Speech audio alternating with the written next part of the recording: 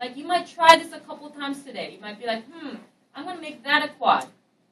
And then I'll go and fix that edge. But what happens? You get a triangle here. Right?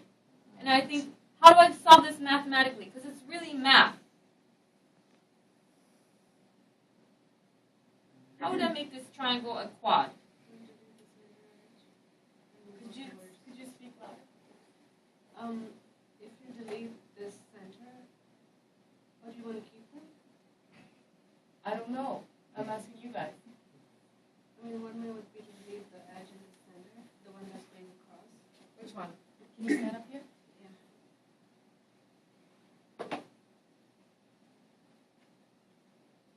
Delete this.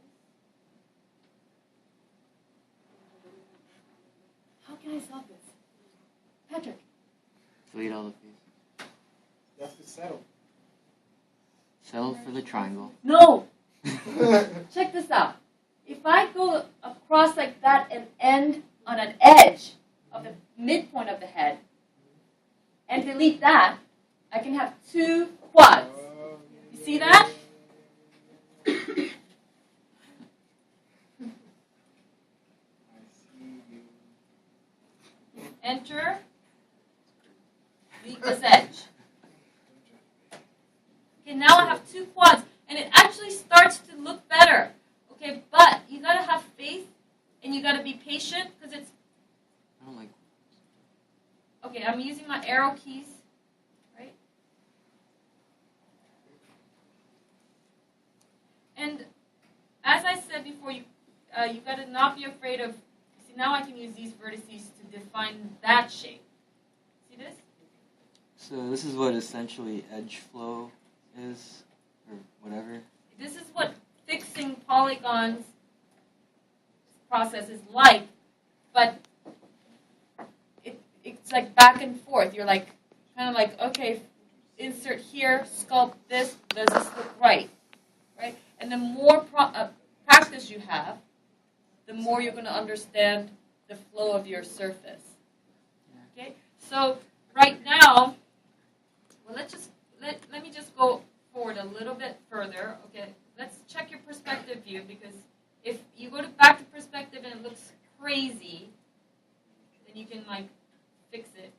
Okay, so that looks a little bit uncertain there, and also I want to start dealing with. Let's start like sculpting a nose. Okay, I want to turn off that phone. What is it? Okay. So some of you guys will notice this. If you extrude with the center line of your real geometry and your instance geometry, you're going to get this split that makes your character look like a pig. Okay, especially if you're doing it to the nose. Did people have this issue? Why? I wanted to. Okay, so the reason why is because it's reading this inner face as a face. Okay, so I can delete that face, and then I can bring these verts and just snap them to the middle. Or it's not so important right now they snap to the middle. You can just kind of make them meet for now. Because you're going to be changing that. You're going to be mirroring it. You're going to be making it into real geometry, right? And I can just, let's just start with the extrusion like that. And you can just see what that starts to look like. Okay? And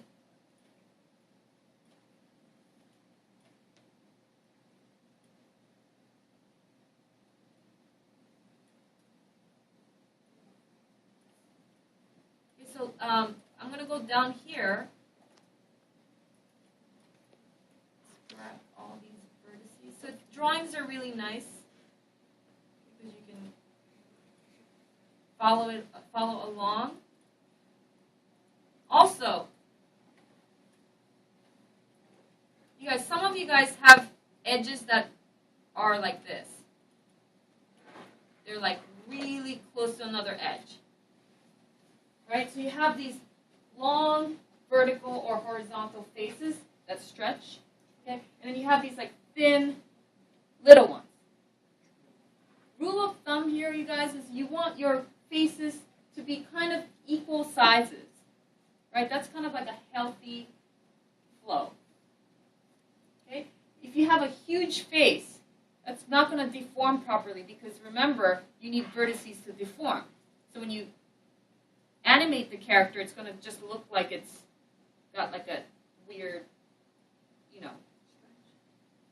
weird face, right? A weird topology, right? It's not going to deform properly. I mean, it's not going to do anything at all. It would just be like someone had like a nose lift or something, but it had a bad doctor.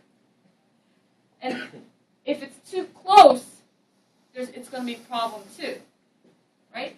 So if you don't need an edge loop, you can just delete it, right? Which was what Aaron was doing. Okay. And if you need more details, then you need to add edges.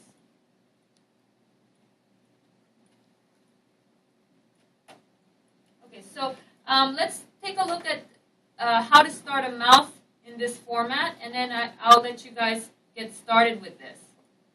Okay? What I want you guys to shoot for is looking at your organic simple structure from last week and creating a model that looks more natural to the drawing, I mean, to the shape that we need. Last week it was just looking a lot like stretched out. Okay, so I'm going to create like a mouth area here. And let's see. I'm just going to create kind of like a loop like this. Press enter. Let me create another loop going around it. Okay. And you can use the offset edge loop tool if you want. Okay. And there's some cleaning up to do, right? First, let me go in and take that out. Then I'm going to use my birds and just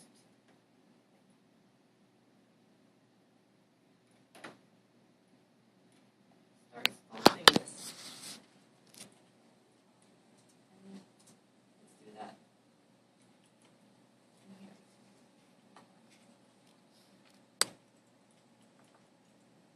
And because I created two loops, I can use this middle loop actually to add some dimension so it doesn't look all flat. So many of you guys had an extra loop inside the mouth, but you weren't using it. You weren't using it to kind of create this nice lip area.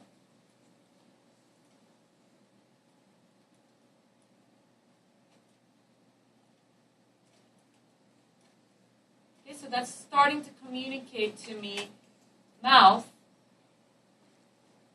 You see, this edge is kind of nice because it looks like the lip is being pushed in. Okay.